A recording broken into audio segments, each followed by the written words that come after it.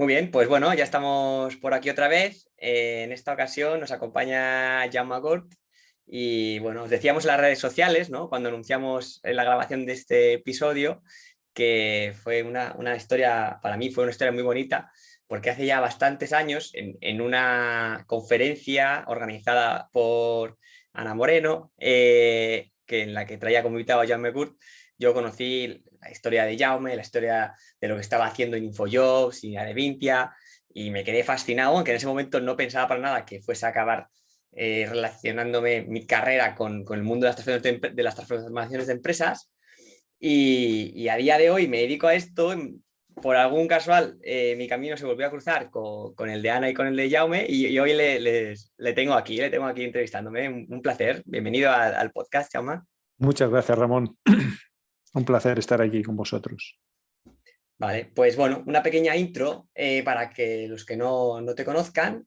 Actualmente trabaja en Education y luego también estás como director general del Global Future of Work Foundation, y entre otras cosas también eres speaker, tienes un libro, si no me equivoco. Sí.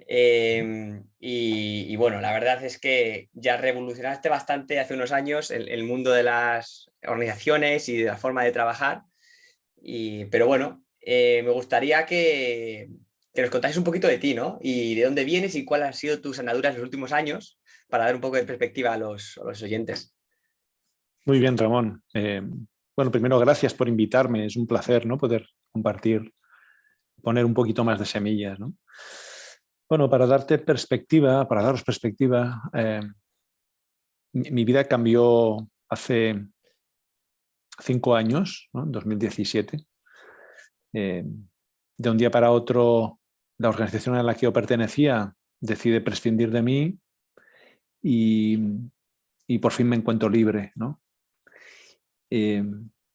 Justo en ese proceso, con tiempo, porque no era una cosa esperada, aparece un cáncer, ¿no? Lo que hace que lo pueda vivir en primera persona, con tiempo, con dedicación, porque era lo único, lo más importante que tenía, ¿no?, en ese momento. Y eso fueron 6 meses para reflexionar, ¿no?, para estar con uno mismo, ¿no? Y para mí fue un puente entre mi anterior vida corporativa y la nueva vida que quería emprender, ¿no? Y esa vida que quería emprender era dedicarme a acompañar a empresas, a equipos, ¿no?, y a personas en ese proceso de transformar la mirada de las organizaciones, de cómo se lidera, de cómo se está, de cómo se habla, de cómo se vive, ¿no?, en definitiva. Y es lo que he estado haciendo en los últimos años, ¿no? Con una aproximación radicalmente distinta a lo que había sido mi vida anterior, y dejando que sea la vida la que traiga lo que tenga que llegar, ¿no? He desarrollado mi carrera en ventas, y en ventas eso es inaceptable. Tú no puedes esperar que vengan los clientes a comprarte, ¿no? Sino que tienes que marcar unos objetivos, ir a por ellos, y se me ha dado muy bien en mi vida, ¿no? He vendido mucho, he hecho muchos amigos, pero decidí que en esta etapa tenía que ser algo diferente, ¿no? Tiene que ser algo más de alma, más kármico, ponle la palabra que quieras, ¿no? Donde fuese la vida la que fluyese, ¿no? La vida empezó a fluir cortando mi vínculo con una corporación. La vida siguió fluyendo cuando me trajo un cáncer. Pues pensé, igual que me ha traído todo esto, me tendrá alguna cosa buena. Y efectivamente, ¿no?, me empezaron a llegar, pues, clientes, personas, ¿no? Yo hacía ya 3 años en ese momento, casi 4, que de forma totalmente gratuita, como un hobby, lo ofrecía, ¿no? Iba a dar conferencias, y al hacer conferencias mucha gente me decía, oye, ¿y esto de la felicidad en la empresa? Yo hablaba de felicidad en la empresa, me gustaría que me ayudases a montarlo, ¿no? A poner un poquito de esa alma en mi organización, ¿no? Y entonces, en días de vacaciones, en fines de semana, yo les ofrecía esa consultoría totalmente gratuita, que me servía para experimentar, para aprender, para regalarme, ¿no? Y entonces, pues bueno, es lo que he estado haciendo en estos últimos años, ¿no? Y ahí nació, pues, el vínculo con la Global Future Work Foundation, como esa mirada nueva, fresca, de lo que está por venir, ¿no? tan distinto a lo que conocemos y tan retador como para construir aquello que queramos, ¿no?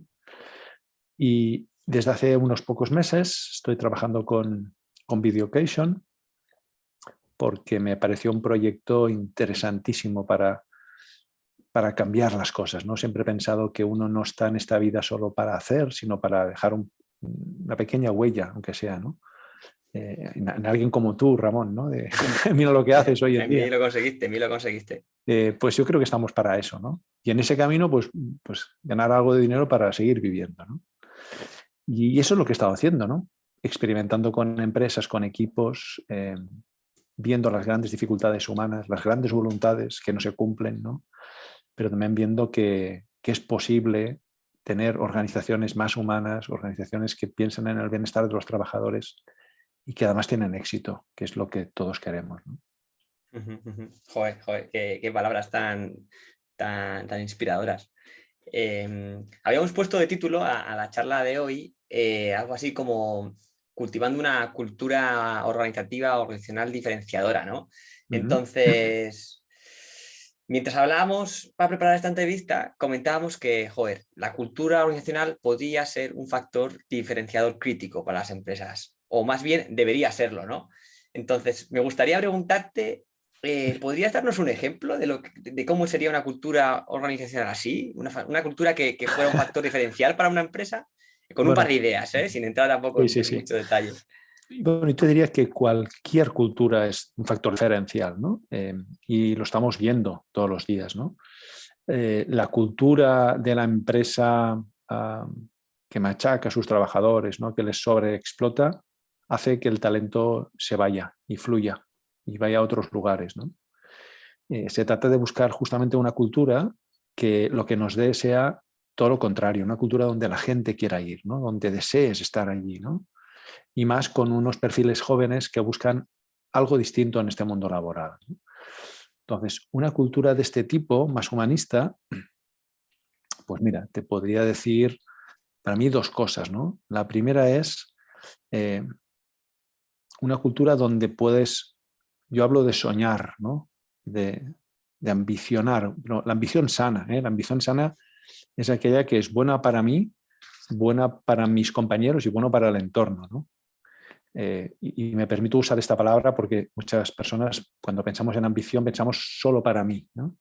Entonces la ambición sana, que yo lo llamo sueño, me permite que dentro de una cultura yo pueda competir contigo a la vez que te ayudo, a la vez que colaboro, ¿no? Entonces, una cultura de este tipo, de forma clara, en el momento de competir va a exigir de mí lo mejor, me va a permitir entrar en ese juego mutuo, pero no dañino entre nosotros, a la vez que va a desplegarme la capacidad colaborativa de ayudarte y ayudarme, ¿no? Otro elemento fundamental, sobre todo para construir culturas de este tipo, es la confianza, ¿no? ¿Cuántos de nosotros hemos trabajado en empresas donde en algún momento hemos sentido el recelo de nuestros jefes, nuestros directivos, de nuestros mandos, ¿no? ¿Y eso cómo nos ha hecho reaccionar? Bien con miedo, protegiéndonos, o bien con desconectando de eso, ¿no? Desconectando de ese entorno donde no estás confiando en mí, ¿no? Para mí una cultura que es diferenciativa es la de la confianza, ¿eh? Yo he tenido la suerte de trabajar durante muchos años con culturas nórdicas y las culturas nórdicas se basan en la confianza. Eso sí, tú no puedes pasar de eso. Si tú te abusas de esa confianza ya no eres merecedor de estar ahí, ¿no?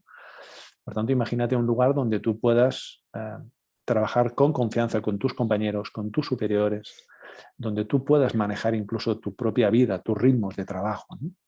Eso es un entorno totalmente diferencial donde sin duda alguna el talento quiere estar, donde el talento va a estar atraído para trabajar ahí, ¿no? Interesante. Ahora que has dicho esto de la cultura, justo me ha venido a la mente que hace las últimas 2 semanas, no sé por qué, se ha juntado un par de conversaciones que he tenido con algunos clientes y colaboradores y me decían, bueno, yo la confianza, yo la doy, pero una vez que me fallas, ya se acabó, ¿no? ¿Crees que esto es correcto? ¿Cómo debería afrontar esto un líder, ¿no? Porque es como una tesitura difícil, ¿no? Como es que tengo miedo de que claro, doy el brazo y me cogen el brazo. O sea, doy la mano y me cogen el brazo, perdón. Bueno, es un juego de dos, ¿no? Un día hablando con un directivo me decía, hay dos tipos de empresa, ¿no? Aquellos donde te has de ganar la confianza y tú llegas y la confianza que tienen en ti no es cero, pero es uno, y conforme tú vas haciendo, te la vas ganando y van abriendo la mano. Y aquellas que actúan al revés, ¿no? Que tú llegas, te dan toda la confianza y conforme tú vas haciendo cosas, la puedes ir perdiendo, ¿no? Fíjate esto tan curioso, cómo cambia la forma, ¿no? Si a mí me la das, es algo que puedo perder, por tanto es algo que ya lo tengo, no tienes que, tengo simplemente que conservarlo. Lo otro me lo tengo que ganar con el sudor de la frente, ¿no?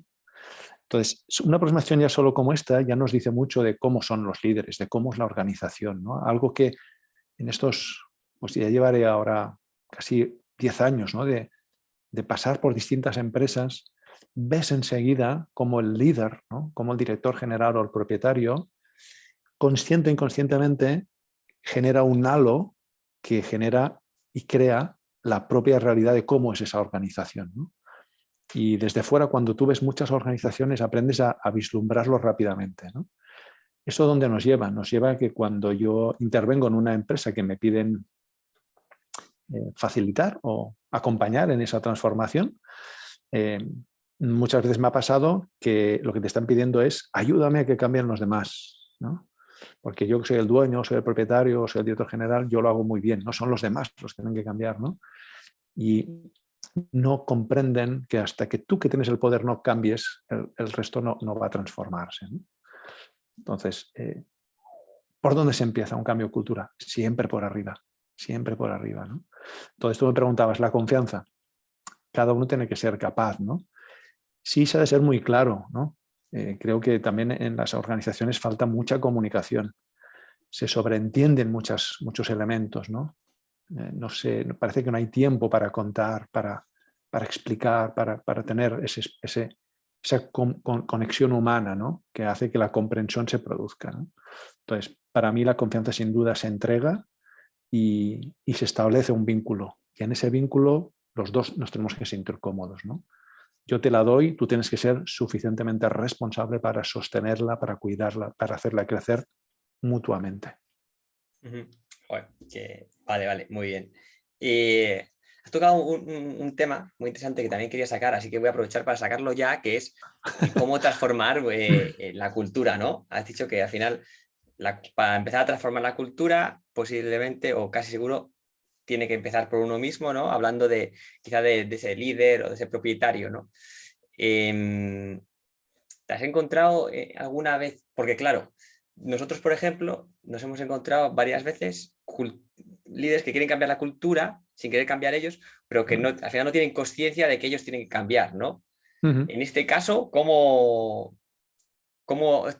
comienzas tú un proceso? ¿Es un trabajo con el líder, digamos, más rollo coaching que luego se puede Mira, Ramón, extender? esto es muy fácil. Yo recuerdo la primera vez que me encontré con algo así, que pensé, sí, esto es un tema de tiempo, ¿no? Lo importante es estar y desde ahí seré capaz, ¿no? Yo no lo he conseguido, sinceramente, ¿no? Entonces yo lo que he aprendido es, si realmente el líder no quiere, y eso me ha pasado muchas veces, más de las que he querido, ¿no? Si el líder no está dispuesto a hacer algo de su trabajo, esa transformación no será posible. O dicho de otro modo, será posible solo tanto en cuanto ese líder sea capaz de. Lo que el líder no es capaz de tomar, el resto no lo hará, ¿no? Yo he llegado a la conclusión de que es una energía perdida, ¿no? Porque cuando yo entro en un proyecto, ese proyecto yo le pongo un poco de mi alma. Y lo que espero es que eso sea algo que pueda crecer con el tiempo, ¿no? Si no es capaz de crecer, siento que he perdido mi tiempo y tal vez ese tiempo invertido en otro lugar hubiese dado un fruto. Entonces sí que me cuido mucho de tomar proyectos donde no, de forma clara, desde el principio ya no, el poder en sí mismo establecido no quiere hacer esa transformación, ¿no? Eso no significa que no se puedan hacer cambios, ¿eh? Hay dos maneras, ¿no?, de hacer el cambio. La, para mí, orgánica, que es de arriba abajo, la natural, la ecológica, ¿no? ¿Por qué? Porque es el que ostenta el poder y el poder es el que decide. Es el que decide los horarios que tengo, es el que decide cómo me retribuyo, es el que decide qué está bien y qué está mal, es el que decide cuál es el estilo de comunicación, es el que decide muchas cosas, ¿no? Y después está otro tipo de cambios que son los de abajo arriba. Estos se llaman motines, ¿no? En un barco sería un motín, ¿no? Entonces, claro, no, cuando tú llegas a una organización de cierto tamaño y empiezas a trabajar no arriba, sino en mandos, en grupos medios, lo que termina sucediendo es que si eres capaz de transformar esa pequeña burbujita dentro de la capacidad que tiene ese mando medio o directivo, pero no transformas la totalidad de la compañía, ¿no? Pero ahí es depositado las semillas, ¿no? Entonces, ¿qué hacer en estos casos? Mi experiencia es intentar, en la medida de lo posible, incluir a ese mando, a ese directivo o a ese propietario, y si claramente hay una negación, como en algunas veces ha sucedido, pues yo opto por ese no es mi camino, ¿no? Que lo coja otro, porque es que a medio plazo lo que yo he visto es ni tú estarás contento, ni yo estaré contento, ni se producirá el cambio que tú esperas, porque no se puede, porque tú eres la gran limitación de que eso pueda pasar. Entonces, mejor apartarme y que otro lo tome. Sí, mira, Begoña nos comenta por aquí que ella creo que también se ha encontrado con situaciones de este estilo, ¿no? En la que el líder pues sí que parece que está a favor al principio, pero que luego al final las acciones no lo demuestran, ¿no? Que me ha recordado bastante a cuando tuvimos la conversación con Dunia Reverter, que si no la conoces está montando un proyecto muy interesante llamado Crisos, que al final lo que quieren hacer es como han visto que uno de los principales stoppers a la hora de transformar realmente, trascendentalmente una organización acaba siendo la capa de liderazgo o la capa de propiedad, pues han optado que la mejor opción es crear un fondo en el que compre las empresas, las transformen y luego las vendan, ¿no? Y en el proceso, con un proyectazo súper interesante con los Corporate Rebels y alguna persona más. Vale, qué guay. Vale, pues vamos a seguir con una preguntilla quizá un poco complicadilla, que, bueno, la cultura es algo bastante intangible, ¿no? Que podemos sentir, podemos ver, ¿no? Podemos observar comportamientos, pero no deja de ser intangible, ¿no? Entonces, quería preguntarte si se te ocurre o si tienes alguna métrica para saber si vas por buen camino en la transformación de una cultura o digamos, si alguna métrica para medir la cultura organizacional. Mira, eso depende de los hitos que vas marcando, ¿no? Yo recuerdo cuando inicié el proceso de transformación en InfoJobs en el año 2010. Necesitábamos medir y en ese momento construimos lo que hoy ya es pues una herramienta que está en muchos sitios, que son las 5 caritas, ¿no? Las 5 caras. En ese momento no había nada, no había aplicaciones. Yo quería medir diariamente la entrada y salida, el estado anímico de las personas a la entrada y la salida de forma anónima, ya ni siquiera personal, ¿no? Entonces tuvimos la suerte de tener desarrolladores en la compañía que en fines de semana les pagamos para que hiciesen una pequeña aplicación con unas tablets y las pusimos a las entradas y salidas y registrábamos los cambios emocionales, ¿no? Ahí ya tienes un primer indicador, ¿no? Nadie que fuese a trabajar debería salir peor que cómo ha entrado, ¿no? Al menos debería salir igual. Entonces, si tú eres capaz de medir el estado emocional, entrada y salida, y en algún momento la gente se va más triste que cuando ha entrado, algo se está haciendo mal en ese entorno, ¿no? Yo no he conocido nunca a nadie que en su primer día de trabajo esté desmotivado, vaya triste. Todo lo contrario, el primer día estás ilusionado, vas con ganas, lo das todo. Entonces, la pregunta es, ¿qué sucede en esos espacios que al cabo de 6 meses yo voy y cuando salgo peor de cómo he llegado? Entonces, eso es un primer indicador que ya puedes tener, ¿no? Hay muchísimos más, ¿no? Hay otros como es simplemente fijarte. Cuando tú trabajas con clientes y vas a visitarlos a sus oficinas, a mí me encanta que me dejen esperar un rato en recepción porque puedo percibir, ¿no? Percibe la energía que hay allí. Observa a la gente. La gente, cómo camina. La gente, qué expresión lleva. Lleva una expresión taciturna. Hay alegrías. Sonríen. O sea, la sonrisa es un indicador enorme del bienestar humano. Entonces, estas son cosas que los puedes apreciar, ¿no? Cuando ya vas a medir concretamente, yo te diría que en función de los distintos pasos que vayamos dando, porque toda organización tiene su propio recorrido, no hay una fórmula única, ¿no? Una organización es una entidad viva. Igual que una entidad viva tiene, cada planta es distinta, pues resulta que una empresa es lo mismo. Entonces, sí que hay como surcos, recorridos, y pueden ser parecidos, pero las velocidades no tienen por qué ser iguales. Entonces, es importante que la persona que esté liderando esa transformación sea capaz de definir estadios intermedios que sean medibles y especificar indicadores, porque eso nos ayudará a comprender si estamos andando, ¿eh? Y podemos encontrar en muchos casos elementos muy sencillos. Puede ser desde el número de quejas que tiene una organización, el número de bajas, el número de conflictos que hay dentro de un equipo o entre equipos, ¿no? Son elementos que ya nos indican el estado de madurez, de comprensión, de empatía, de humanidad que hay dentro, ¿no? Fíjate qué fácil es, ¿no? Cuando lo buscas. No, sin duda, sin duda. Al final, el problema, yo creo que el problema de las transformaciones culturales quizá es que a veces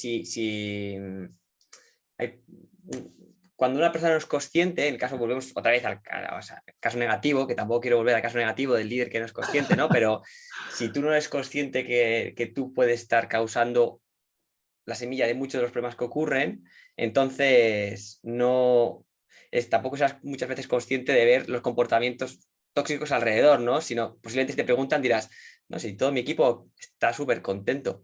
Cada vez que les pregunto me dicen que vamos, que están en la empresa de sus sueños y que el equipo lo es todo, ¿no? Hombre, aquí claro, en pasan dos este cosas, caso... Ramón. O mienten como bellacos porque tienen miedo, cosa que es muy lícita, o realmente es así. Y si es así, no hay nada que cambiar, ¿no? Por eso yo siempre sugiero que las transformaciones culturales tienen que venir lideradas o acompañadas por un agente externo, que es neutro, ¿no? Cuando uno de nosotros aterriza en una organización, su máximo interés es que eso suceda para el bien de todos, ¿no? Y de forma totalmente neutra, no tengo ningún interés en una u otra, ¿no? Entonces, creo que eso es muy, muy sano, ¿no? Y evidentemente, sí, para un cambio primero has de tener conciencia, ¿no? Antes preguntabas, ¿qué hacemos con un líder que lo primero es, igual tenemos que aparcar ese proyecto y trabajar en la conciencia, ¿no? En ponerle evidencias delante que él sea capaz de ver. También me he encontrado que una vez le pones las evidencias, no es capaz de aceptarlas, ¿no? Y aparece la negación. Entonces, bueno, eso ya es el final de nuestra historia de amor, porque si con evidencias tocables, tangibles, no eres capaz de querer tomarlo, ya me lo has dicho todo, ¿no? Vale. Y bueno, cambiando un poco el tono a un tono un poco más positivo. ¿Cuáles serían algunas razones por las cuales merece la pena dedicarle cariño y esfuerzo a trabajar y crear una cultura como la que estamos comentando antes, una cultura más sana, basada en la felicidad y bienestar y demás? Yo te diría que hay muchos, ¿no? Y vamos a hablarles a los directivos, a los propietarios, ¿no? La primera gran razón que les voy a dar son ellos mismos, ¿no? ¿Cuántos altos directivos o cuántos propietarios no son esclavos de su propio trabajo, ¿no? Lo que pasa es que están tan atrapados que no son capaces de conocer otra cosa, ¿no? Yo he vivido varias situaciones, ¿no? Viví una, por ejemplo, que eran dos hermanos a los cuales yo había hecho algunas conferencias con ellos, pero estaban muy alejados, ¿no? Fue muy curioso porque uno de los hermanos tuvo un accidente y quedó muy mal herido, terminó muriendo, y eso fue un revulsivo para despertar la conciencia del otro hermano. Y entonces el otro hermano se comprometió total y absolutamente en una transformación humana, ¿no? Bueno, pues a veces cada uno tenemos que vivir nuestro momento, ¿no? Para hacer eso. Entonces, primer motivo, los propios directivos y propietarios, ¿no? Sus vidas van a cambiar, ¿no? Segundo motivo, ¿no? El talento. El talento es un elemento cada vez más escaso y que cada vez el talento es más exigente, sobre todo la gente joven, ¿no? Y la gente ya no tan joven. Yo veo hoy muchos mandos y directivos con mucha experiencia que terminan huyendo de las organizaciones donde están porque están agotados, ¿no? Porque incluso han pagado precios de salud. Entonces, aquí hablamos de temas de salud, hablamos temas de talento, ¿no? Si tú quieres un buen talento, probablemente tendrás que construir un entorno que lo atraiga, como hablamos al principio, ¿no? Vamos un poquito más dentro, ¿no? Otros motivos. Cuando tú trabajas en entornos humanos, entornos de bienestar, es muy fácil potenciar la confianza. Y la confianza es la base de la unión, ¿no? En tiempos turbulentos y difíciles como los actuales, no hay nada como trabajar colaborativamente. Pero claro, tenemos que tener una base de confianza fuerte porque si no, no habrá esa conexión, ¿no? Entonces, fíjate, lo que estamos diciendo es, me va a traer una forma distinta de poder colaborar, de poder trabajar y, por tanto, de poder lograr resultados, ¿no? Y hoy tenemos la suerte de disponer de muchísimos informes, ¿no? Pues la London Business School ya nos dice que las empresas que son felices son capaces de vender más, venden un 35% más, ¿no? Las empresas que son felices, yo lo he comprobado en InfoShops, consiguen que sus bajas disminuyen, ¿no? Las ausencias por enfermedad disminuyen. ¿Por qué? Porque ya no estás esperando a buscar una excusa para no estar, sino que tú quieres estar ahí, tú estás disfrutando de eso, ¿no? Y ahí es donde se cierra el círculo. Cuando las personas se sienten a gusto con lo que tienen y se sienten felices, lo que hacen es, lo que quieren es que esto permanezca. Y por tanto disfrutan. Y al disfrutar de su trabajo, terminan dando mejores resultados. Y al dar mejores resultados, este ecosistema florece. Y ahí vuelve a empezar el círculo virtuoso de retroalimentar cultura, liderazgo, personas, resultados y volvemos a empezar, ¿no? Entonces, fíjate, te he dado unos cuantos, pero hay muchísimos más. Innovación, porque podemos permitirnos el lujo de ser nosotros mismos, de equivocarnos. Transformación, ¿no? ¿Cuántas empresas están encajonadas y no son capaces de ver un poquito más, ¿no? Por miedo al fracaso o al error, ¿no? Todo eso es la propia supervivencia de la compañía, ¿no? Entonces, motivos tienes más que sobrados para andar ese camino, ¿no? Sí. Para enfatizar un poco la idea que has dicho, lo del talento, la semana pasada estaba leyendo un artículo. Bueno, el año pasado ha habido este movimiento en Estados Unidos, ¿no? La gran resignación, ¿no? Y leía que las cifras finales habían sido de 48 millones de personas que habían dejado sus trabajos de forma voluntaria. O sea, 48 millones de personas, que es como toda la población de España. O sea, me parece una brutalidad, ¿no? O sea, que es como una primera bombilla diciendo, ojo, que esto es el primer pasito de algo que va muy en serio. Que las empresas que no sean empresas sanas no van a, o sea, se van a quedar sin talento dentro de unos años. O sea, que es un tema más que importante. Mira, en los últimos 6 meses yo he conocido a personas con salarios que sobrepasaban los 200.000 euros al año, que no hay tantos en este país, que lo han dejado todo. Pero han dejado todo porque estaban hartos del sitio, ¿no? Esto es un claro indicador de que el puesto de trabajo, las empresas no lo están haciendo bien, ¿no?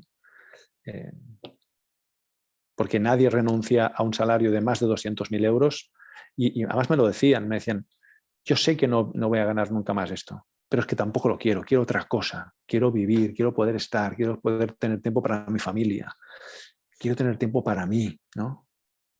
Incluso ahora me doy cuenta de cuántas cosas he perdido, ¿no? Y al final, Ramón, lo único que tenemos es tiempo, ¿no? ¿Dónde invertimos nuestro tiempo? ¿Para hacer qué? ¿No? Y alguien, que es el sistema en el que vivimos, nos engañó un día, nos dijo que teníamos que invertir el tiempo en ganar dinero, ¿no? Y la vida se nos va en eso, ¿no?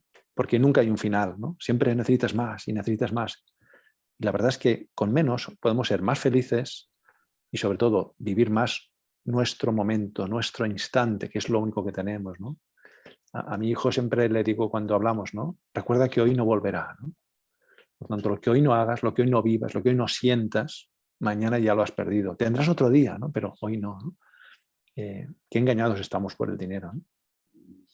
Joder, qué bonito, Jaume. La verdad que tienes toda la razón. Vale, pues por ir cerrando, si te parece, me gustaría preguntarte o pedirte que nos contaras un poquito rápidamente, ¿no? ¿Qué hacéis en el Global Future of Work Foundation y dónde podrían encontrarte las personas que quisieran ponerse en contacto contigo? Bueno, la Global Future World Foundation es un espacio donde recién nacido, hace escasamente 9 meses que hemos sido constituidos finalmente, aunque llevamos 3 años intentando que nos diesen la aprobación de la fundación. Y lo que busca es un espacio para imaginar ese futuro, ¿no? Que no sabemos cómo será, ¿no? ¿Qué hacemos? Pues hacemos diversas actividades, hacemos conferencias, tenemos una web donde hay un montón de post y de información y ahí me pueden localizar, ¿no? En redes sociales, a mí me pueden encontrar en LinkedIn, me pueden encontrar en Twitter. Siempre estoy abierto y siempre que puedo, pues creo que un sitio para compartir, un sitio para poner semillas, siempre es bueno, ¿no? Por tanto, siempre estoy abierto a eso, ¿no? Perfecto, genial. Bueno, Jaume, muchísimas gracias por tu generosidad. Creo que ha salido un episodio para escucharse con detenimiento, con atención y a mí la verdad es que me ha fascinado, es muy inspirador. Muchísimas gracias por A ti, Ramón. compartir todas esas ideas con nosotros. Muchísimas gracias. Sí, recordaros que hay un libro que se llama Diseña tu futuro, ser feliz en el trabajo es posible.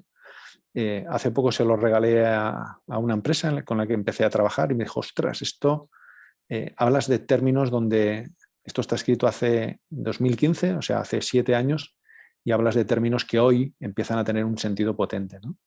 Y me decían, ¿y dónde lo sacaste, no? ¿Cómo se te ocurrió, no? Pues ahí tenéis ejercicios, tenéis la mirada tanto de la dirección general, que era yo, como de los directivos, como los mandos medios, como los propios trabajadores, de cómo vivieron una transformación basada en la felicidad y qué supuso para ellos, ¿no? Entonces, tenéis también ejercicios, en fin.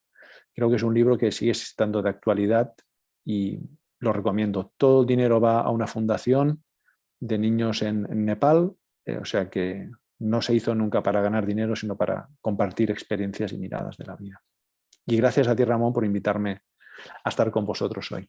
Pues, ¿qué pasará? Vamos a repetir el título, pues acaso alguien no lo ha pillado. Sí, el Diseña tu título es futuro. Diseña tu futuro, ser feliz en el trabajo es posible. Perfecto, Jaume. Pues nada, muchísimas gracias y nos vemos pronto. A ti, feliz día a todos. Feliz día.